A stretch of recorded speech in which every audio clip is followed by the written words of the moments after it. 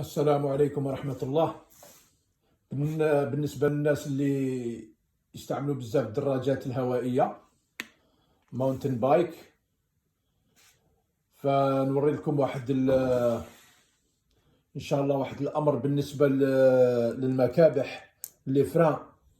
كاين بزاف الناس تولي عندهم مشكلة في لي فران، خاصة هادو اللي عندهم هذا الطبسي تاع الحديد.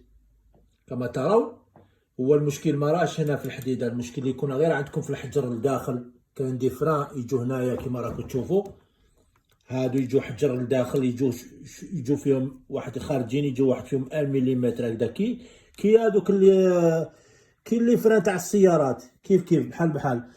فبعض الاحيان مع الوقت، شهر شهرين تستعمل في الدراجه تاعك، تولي ما تعملكش الفران مليح، تولي شويه ضعيفه.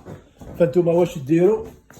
تجوا من الناحيه الخلفيه تاع الدراجه كما ترون. انا نشير لكم الان بهذا بالخشبه هذه، هاوليك هنا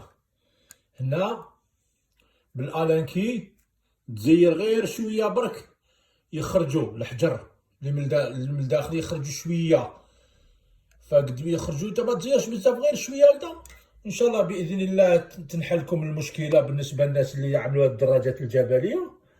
وهذه يعني دراجات ما شاء الله الواحد يستعمل الرياضه، خاصه الناس اللي تحب تعمل الدراجات. هذه هي عندكم هذا البراك الخلفي، وعندكم هذا البراك الامامي. بعض الاحيان يكون عندكم مشكل في الخيط، بصح الخيط مش مشكله. معظم المشاكل اللي توقع ينقص لكم الحجره، تنقص لكم منها. انتم واش ديروا؟ تجوا من الخلف من هون وتزيروها غير شويه هكذا، تزيروا غير شويه، وان شاء الله المشكلات تروح. وبارك الله فيكم، وما تنسوناش بالدعاء. احنا ما نسحقوش لايك، ما تنسوناش بالدعاء ان شاء الله. وربي يحفظكم، وبارك الله فيكم، وان شاء الله نشوفوكم في مرة اخرى ان شاء الله. السلام عليكم ورحمة الله وبركاته.